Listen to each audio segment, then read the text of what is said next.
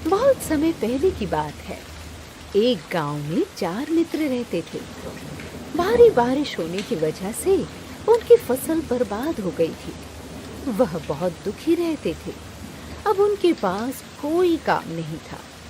फिर एक दिन उन्हें पता चला कि जंगल में एक महामुनि है जिनके पास असीम शक्तियां हैं। तो चारों मित्रों उनसे मदद मांगने के लिए जंगल की ओर चल दिए। वह दिन रात भूखे प्यासे डरावने जंगल में चलते रहे। फिर उन्हें एक पेड़ दिखाई दिया। उस पेड़ के नीचे वह महामुनि तपस्या कर रहे थे। चारों मित्रों ने उन्हें प्रणाम किया और कहा, हे महामुनि, हम बहुत गरीब हैं। हमारी फसल बर्बाद हो गई है। कृपा करके हमारी मदद कीजिए। हम बहुत दूर से आए हैं। चले जाओ यहाँ से। तुमने मेरी तपस्या भंग की है। मैं तुम्हारी कोई मदद नहीं करूंगा। अगर तुम नहीं गए तो मैं तुम्हें मेरी तपस्या भंग करने के लिए श्राप दे दूंगा। हे मुनिवर, हमारी फसल बर्बाद हो गई है। हमारे पास खाने को भी पैसे नहीं हैं। कृपा करके हमारी मदद कीजिए। मुनि को उन पर तरस आ जाता है। ठीक है, तुम भले लोग लगते हो। मैं तुम्हारी मदद अवश्य करूंगा। लो, ये 4 मोती हैं। ये कोई आम मोती नहीं है, ये जादुई मोती हैं। तुम चारों इन्हें लेकर घने जंगल की ओर जाओ और जहां भी ये मोती गिरें वहीं खुदाई करना। वहां तुम्हें गड़ा हुआ खजाना मिलेगा। वो चारों मित्र एक एक मोती अपने हाथ में पकड़कर घने जंगल की ओर चल देते हैं। रास्ते में उन्हें डरावनी डरावनी आवाजें सुनाई देती हैं, परंतु वो रुकते नहीं हैं और आगे चलते जाते हैं। फिर अचानक रामू के हाथ से उसका मोती जमीन पे गिरता है। वो सब मिलकर वहां खुदाई करना शुरू कर देते हैं। थोड़ी देर खुदाई करने पर उन्हें वहां से कुछ तांबे के बर्तन मिलते हैं। रामू उन्हें देखकर खुश हो जाता है। अरे वाह, ये तो तांबे के हैं। मैं इन्हें शहर में बेच जो धन मिलेगा उससे फिर से खेती कर सकता हूँ। अरे रामू, तू पागल है। ये तो तांबे के हैं। अगर चांदी के होते तो कोई फायदा होता। नहीं भाई, मैं इतने में ही खुश हूँ। मुझे और कुछ नहीं चाहिए। इतना बोलकर रामू वो सारे तांबे के बर्तनों को समेटकर वापस घर की ओर चल देता है। बाकी तीनों दोस्त अपने अपने मोती हाथों में लिए आगे चल देते हैं। फिर थोड़ी देर चलने पे शामू का मोती गिरता है। वो तीनों दोस्त फिर से खुदाई करने लगते हैं और इस बार उन्हें चांदी के बर्तन मिलते हैं। अरे वाह, देखा कालिया, तुम चांदी के बर्तनों की इच्छा कर रहे थे ना। देखो, हमें वही मिल गए। चलो, इन्हें लेकर हम सब घर चलते हैं। हम इन चांदी के बर्तनों को आपस में बांट लेंगे। किसी को भी इस डरावने जंगल में आगे नहीं जाना पड़ेगा।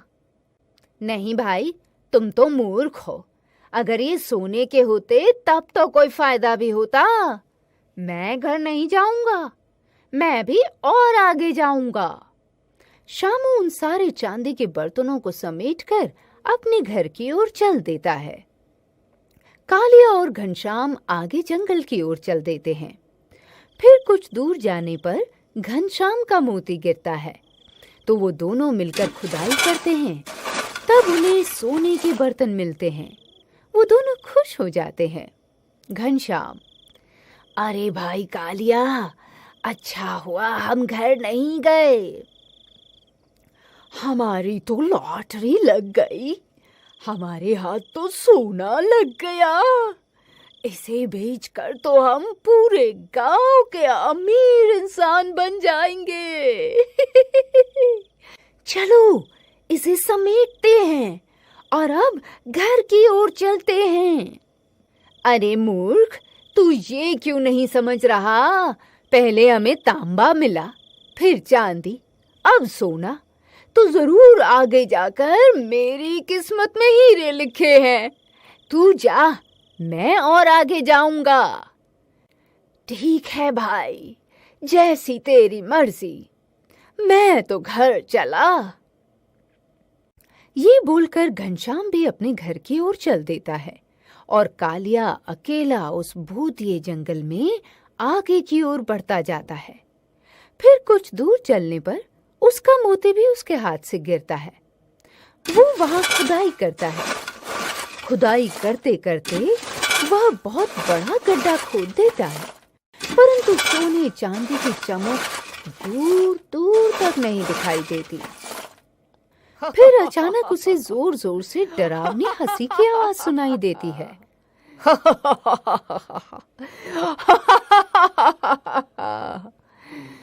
फिर अचानक उस गड्ढे से यमराज प्रकट होते हैं।